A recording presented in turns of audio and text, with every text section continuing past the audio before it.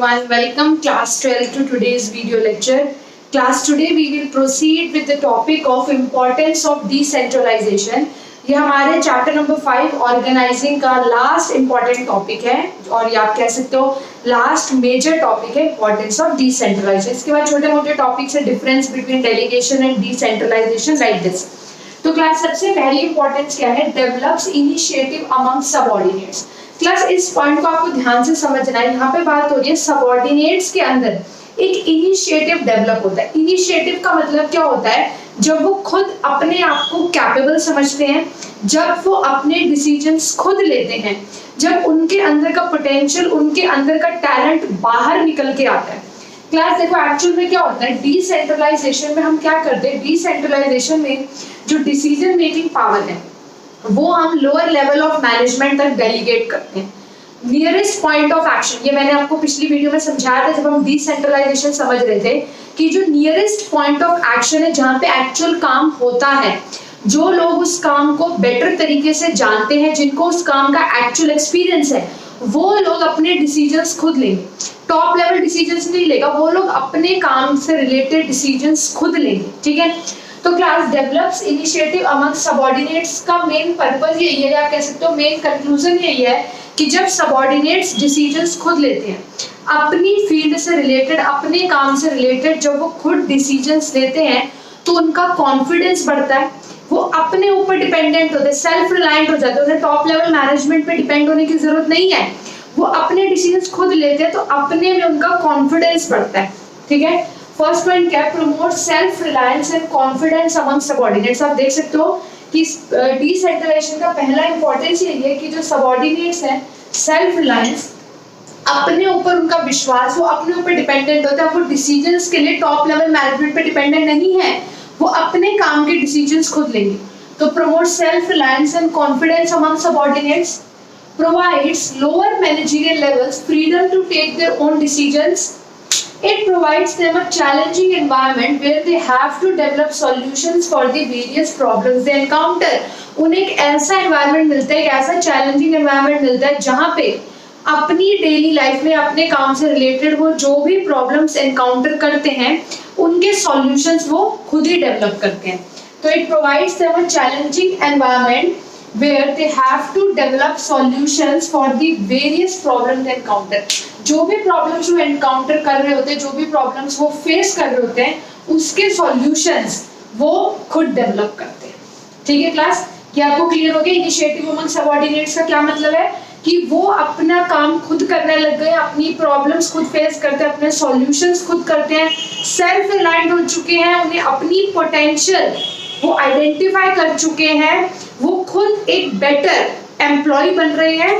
और जब आप अपना ही टैलेंट खुद आइडेंटिफाई कर रहे हो, are you getting my point? जब आप अपना ही टैलेंट खुद आइडेंटिफाई कर रहे हो, अपनी पोटेंशियल खुद आइडेंटिफाई कर रहे हो, तो आपको एक सेंस ऑफ कॉन्फिडेंस डेवलप होगा सबऑर्डिनेट्स के अंदर जब वो अपने डिसीजंस खुद लें. Is that clear class?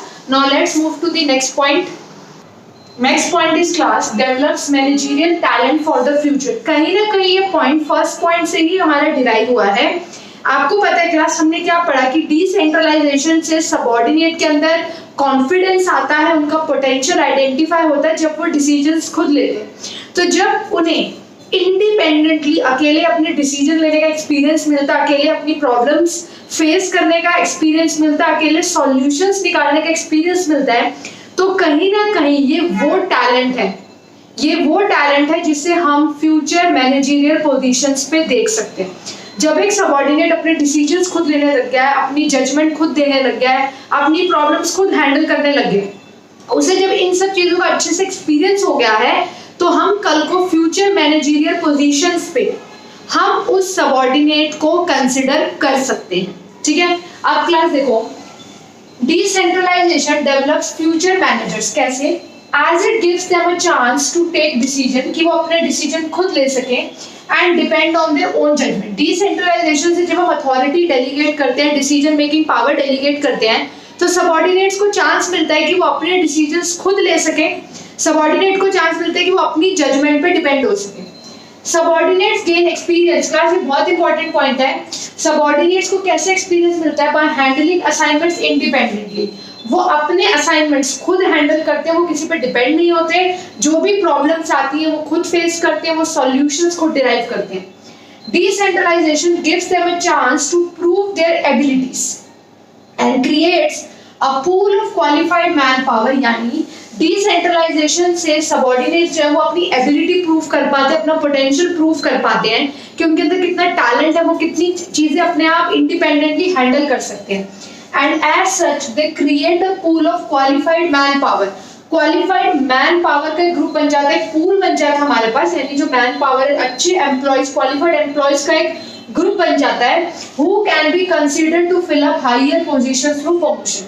और जिन्हें हम कल को हायर पोजीशंस पे उन्हें जिन्हें हम प्लेस कर सकते हैं प्रमोशन के थ्रू। क्लास डिसेंट्रलाइजेशन से हमें ये भी पता चलता है कि कौन से एम्प्लॉयज हैं वो इनकैपेबल है, वो कैपेबल नहीं है डिसीजंस लेने के, वो कैपेबल नहीं है प्रॉब्लम्स को हैंडल करने के, लेकिन हमें वो भी एम्प्लॉयज मिलते हैं जिनमें इतना टैलेंट है कि वो इंडिपेंडेंटली असाइनमेंट हैंडल कर सके, वो इंडिपेंडेंटली सॉल्यूशंस निकाल सके, वो इंडिपेंडेंटली सब कुछ हैंडल कर सके। ऐसे एम्प्लॉयज का जो पूल है, पूल मतलब ग्रुप, ऐसे क्वालिफाइड एम्प्लॉयज के ग्रुप को हम हायर पोजीशंस के लिए कंसीडर कर सकते हैं। Yes class, next point is quick decision making. Class इस पॉइंट को समझने के लिए आप उसे एक एग्जांपल से समझो, आपको ये पॉइंट बहुत अच्छे से क्लियर हो जाएगा। क्लास हम पहले बात करते हैं सेंट्रलाइज्ड ऑर्गेनाइजेशन की। सेंट्रलाइजेशन क्या होता है, डिसेंट्रलाइजेशन क्या होता है, ये हम अपने लास्ट वीडियो में पूरा पढ़ चुके हैं। अगर किसी ने ये मिस कर दिया तो पहले पिछली वीडियो पे जाके जहाँ डिसेंट्रलाइजेशन का सारा इंट्रोडक्शन डिस्कस हुआ है, पहले वो समझ लो, वहां पे आपको सारा सेंट्रलाइजेशन डिसेंट्रलाइजेशन क्लियर हो जाएगा। क्लास सेंट्रलाइजेशन क्या होता है, जब सारे decisions, each and every decision is taken by top level management. ठीक है, अब क्लास सपोज एक एग्जांपल लो लेवल पे, फैक्ट्री लेवल पे जो वर्कर्स हैं उन्हें कुछ प्रोडक्शन टेक्निक्स को लेके कंफ्यूजन है कि कौन सी प्रोडक्शन टेक्निक जो है वो यूज करी जाए in the manufacturing of goods. ठीक है, अब लो लेवल मैनेजमेंट के पास कोई पावर नहीं है, कोई अथॉरिटी नहीं है कि वो खुद डिसीजन ले सके कि कौन सी प्रोडक्शन टेक्निक यूज करनी है। तो क्या होगा, लो लेवल मैनेजमेंट किसको पास करेंगे, मिडिल लेवल मैनेजमेंट को। मिडिल लेवल मैनेजमेंट किसको पास करेगा, टॉप लेवल मैनेजमेंट को।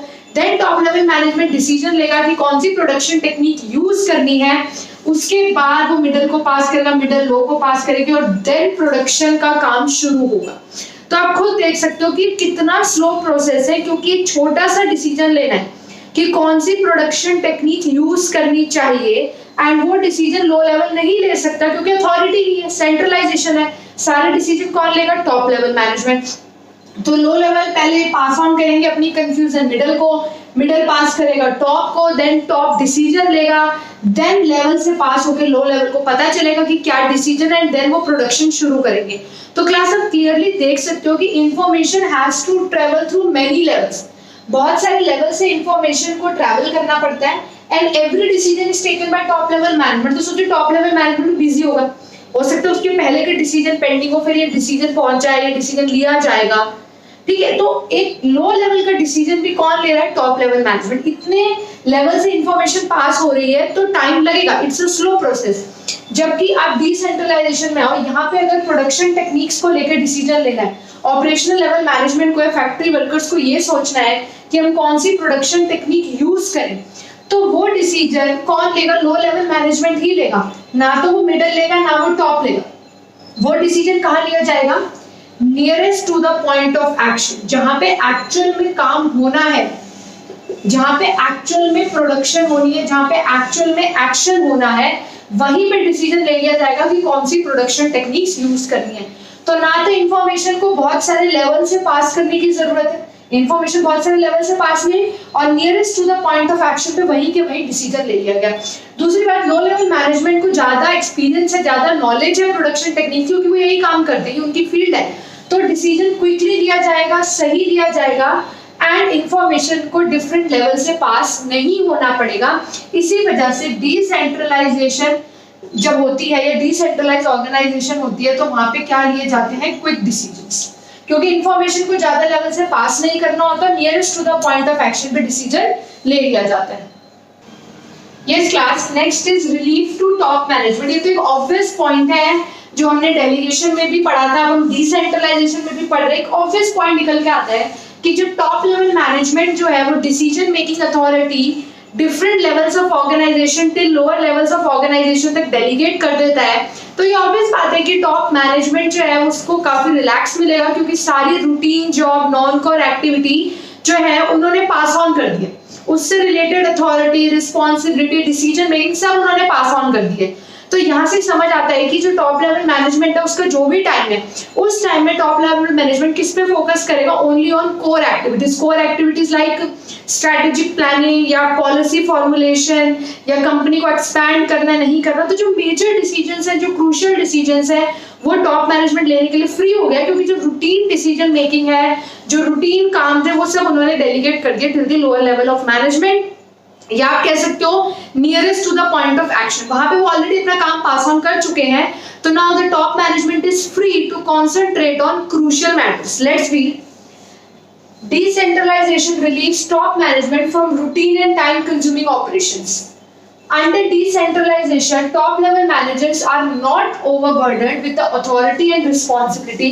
क्यों overburden नहीं है? As they systematically, बहुत systematically वो पास करते हैं क्या? Authority and responsibility to different levels, and they become free to concentrate on core activities. काफी बहुत सिंपल पॉइंट है कि वो जो भी रूटीन डिसीजन मेकिंग है और जो भी अथॉरिटी रिस्पॉन्सिबिलिटी है वो डिफरेंट लेवल्स को पास कर देते हैं, वो भी सिस्टमैटिकली, ऐसे नहीं किसी को कोई भी काम पास कर दिया, सिस्टमैटिकली पास ऑन कर देते हैं authority responsibility to different levels, and then they become free for what? To concentrate on core activities of the organisation. Is that clear class?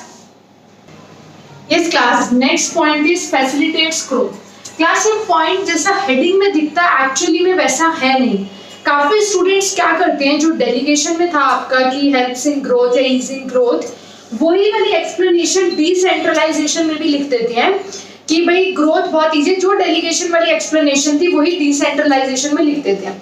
But class ध्यान रखो, जब हम लोग एग्जाम्स चेक करते हैं या आंसर शीट चेक करते हैं तो हम बहुत पर्टिकुलर है इस चीज को लेके, क्योंकि हमें भी पता है कि काफी स्टूडेंट्स, क्या 90% ऑफ द स्टूडेंट्स डिसेंट्रलाइजेशन की जो एक्सप्लेनेशन है ना फैसिलिटेट्स ग्रोथ की, इसको अवॉइड करते हैं क्योंकि बहुत कॉम्प्लेक्स एक्सप्लेनेशन है। इसको अवॉइड करके जो डेलीगेशन की एक्सप्लेनेशन है फैसिलिटेट्स ग्रोथ उसको लिख देते हैं। बट क्लास ध्यान रखना, it's not easy to be fool a teacher and examiner, क्योंकि हमें क्लियर पता है कि डेलीगेशन में ग्रोथ वाले की क्या एक्सप्लेनेशन है, डिसेंट्रलाइजेशन में क्या एक्सप्लेनेशन है। आई अंडरस्टैंड ये थोड़ा सा कॉम्प्लेक्स पॉइंट है, बट अगर आप इसको ध्यान से समझो तो ये आपको बहुत इजीली समझ आएगा। ठीक है, आप क्लास बिल्कुल स्क्रैच से इस पॉइंट को समझो।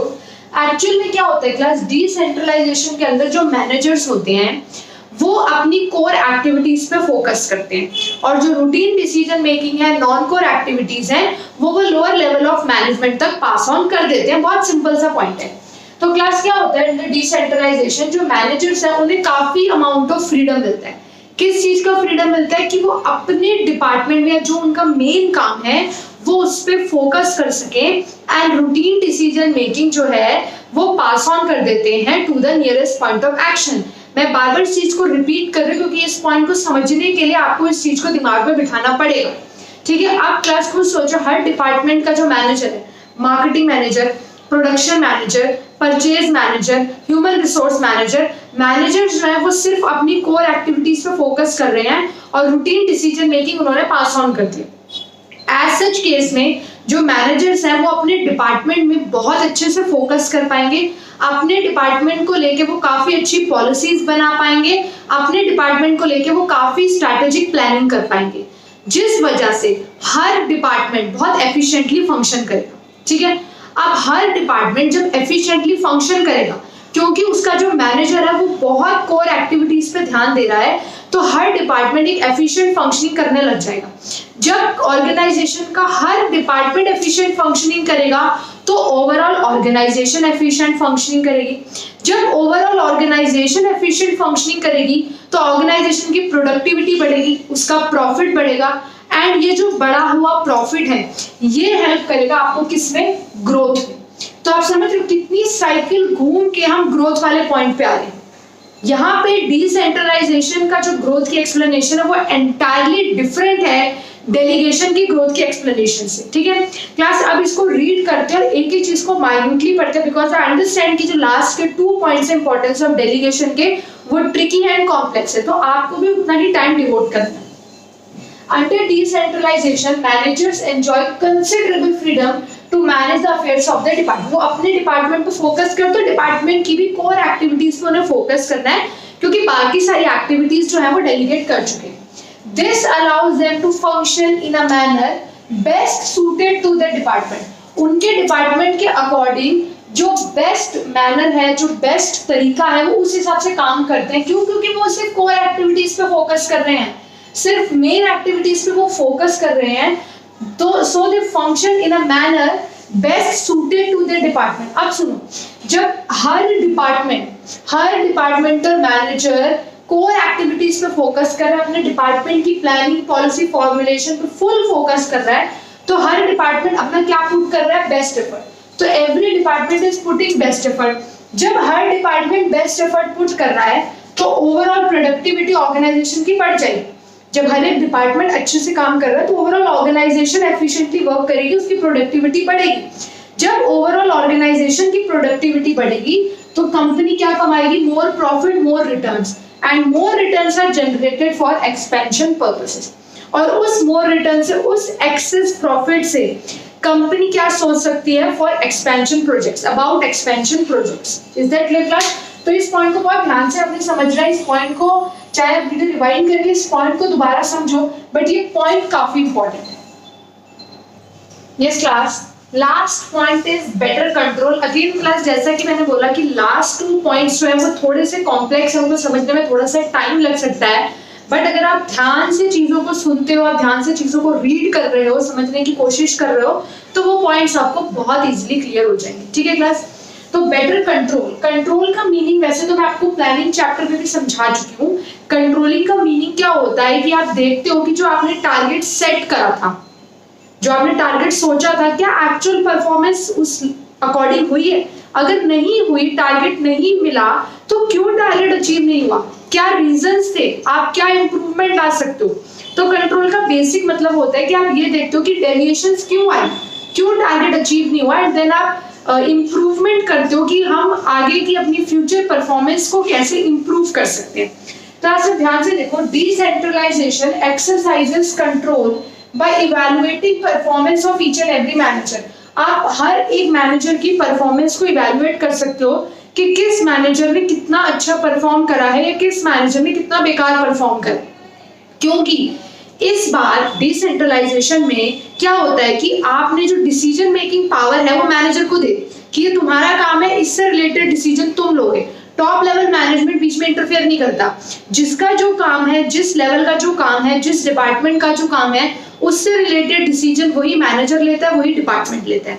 तो अगर आपके रिजल्ट्स अचीव नहीं हुए, आपने टारगेट अचीव नहीं करे, तो इसका मतलब कहीं ना कहीं प्रॉब्लम आपकी मैनेजमेंट में है, क्योंकि डिसीजंस तो आप खुद ले रहे थे, आप क्विकली डिसीजंस ले रहे थे, आपके काम से रिलेटेड डिसीजन आपने खुद लिए हैं, तो फिर टारगेट्स अचीव क्यों नहीं हुए? तो डिसेंट्रलाइजेशन के अंडर क्योंकि हम authority, responsibility, decision making power उसी लेवल को दे देते हैं जिस लेवल का काम है। हम डिसीजन मेकिंग पावर उसी डिपार्टमेंट को दे देते हैं जिसका जो काम है। परचेज डिपार्टमेंट है, तो किससे परचेज करना है, कितने रुपए में परचेज करना है, सारे डिसीजन परचेज डिपार्टमेंट लेगा। टॉप मैनेजमेंट इंटरफेयर नहीं करेगा। अब ये आपका काम है, भाई आपका काम है, आप डिसीजन लो। तो ऐसे केस में डिसेंट्रलाइजेशन क्या करता है? It helps to evaluate performance of each and every manager. हर एक मैनेजर की आप परफॉर्मेंस को इवैल्यूएट कर सकते हो, आप चेक कर सकते हो उसने कितना अच्छा परफॉर्म किया है, क्योंकि वो मैनेजर ब्लेम नहीं कर सकता कि टॉप लेवल ने डिसीजन लेने में लेट कर दिया, या हमें तो उस सप्लायर से रॉ मटेरियल लेना था, टॉप मैनेजमेंट ने इससे लेने को बोला। ऐसा कुछ नहीं। डिसीजंस आपने खुद लिए हैं, अपनी प्रॉब्लम्स के सॉल्यूशंस आपने खुद निकाले हैं, तो अब आप ही अकाउंटेबल हो। अगर टारगेट्स अचीव नहीं हुए हैं तो वही डिपार्टमेंट, वही मैनेजर अकाउंटेबल है, क्योंकि आपने अपने डिसीजंस खुद लिए थे। Managers can be held accountable for the results. आपने डिसीजंस खुद लिए थे, तो आपके रिजल्ट्स के आंसरेबल आप खुद हो। Contribution of each department in meeting the overall objectives of the organization can be ascertained. Yes class, कि हर डिपार्टमेंट ने ओवरऑल गोल्स को अचीव करने में कितना कंट्रीब्यूट किया है, ये अब आप असरटेन कर सकते हो, क्योंकि हर डिपार्टमेंट को उसके अकॉर्डिंग फ्लेक्सिबिलिटी दी गई, हर डिपार्टमेंट को मौका दिया गया कि वो अपने डिसीजंस खुद ले पाए, उसको उससे रिलेटेड अथॉरिटी रिस्पॉन्सिबिलिटी दी गई, उसको पूरा चांस दिया गया कि वो अपने अकॉर्डिंग काम कर पाए। तो अब इजीली हम चेक कर सकते हैं, इजीली हम कैलकुलेट कर सकते हैं, इजीली एसरटेन कर सकते हैं कि हर डिपार्टमेंट ने कितना कंट्रीब्यूट किया है in meeting the overall objectives. कि कंपनी के जब ऑब्जेक्टिव्स अचीव हुए हैं तो उसमें हर एक डिपार्टमेंट का कंट्रीब्यूशन क्या था। Feedback from all levels helps to analyse variances, वही जो मैं आपको बता रही हूँ डेविएशंस, कि जब आप हर डिपार्टमेंट हर लेवल से फीडबैक लोगे तो आपको पता चल जाएगा कहाँ कमियां आई हैं, किस डिपार्टमेंट की वजह से कमियां आई हैं, किस लेवल ने अच्छा परफॉर्म नहीं करा, एंड उसके अकॉर्डिंगली क्लास आप फ्यूचर ऑपरेशंस इंप्रूव कर सकते हैं। यही तो है मेन कंट्रोल, यही तो मेन कंट्रोल है कि आपने सभी लेवल्स का फीडबैक लिया, सबने अपने डिसीजंस खुद लिए थे, सब डिपार्टमेंट्स ने अपने डिसीजन खुद लिए थे, डिसीजंस लिए गए थे nearest to the point of action. फिर कहाँ प्रॉब्लम आ गई, अगर वहां प्रॉब्लम्स आई, वेरिएंसेस आई, तो किस डिपार्टमेंट में आई, किस लेवल पे आई, एंड देन आप उस अकॉर्डिंग फ्यूचर ऑपरेशंस को इंप्रूव कर सकते हैं। तो क्लास में हमने 6 पॉइंट्स डिस्कस करे, जिसमें first 4 points were very easy, मैं खुद कह रही हूँ पहले 4 पॉइंट्स हेडिंग पढ़ते ही आपको समझ आ जाएगा कि इनके अंदर क्या एक्सप्लेनेशन है। तो फर्स्ट 4 पॉइंट्स पे आपको इतना वर्क नहीं करना, वहां आपको सिर्फ उन इंपॉर्टेंट लाइंस को समझना है जो केस स्टडी में आए तो आप आइडेंटिफाई कर पाओ। आपको इंपॉर्टेंट लाइंस समझनी है जो यहाँ मैंने लिखी थी एनसीईआरटी की, जो आपको अपनी आंसर शीट में जरूर लिखनी है फॉर स्कोरिंग फुल मार्क्स। लेकिन जो लास्ट 2 पॉइंट्स हैं ये थोड़े से कॉम्प्लेक्स है, थोड़े से ट्रिकी है, आपको थोड़ी सी एक्स्ट्रा अटेंशन देनी पड़ेगी। इनको और ध्यान से पढ़ो और ध्यान से इनको अटेम्प्ट करो क्लास, एंड बहुत अच्छे से टॉपिक रीड करो। एंड आई होप ये जो 6 के 6 पॉइंट्स आपको बहुत अच्छे से क्लियर हो गए होंगे। अगर आपको कोई भी डाउट है क्लास तो you can mark it in the comment box.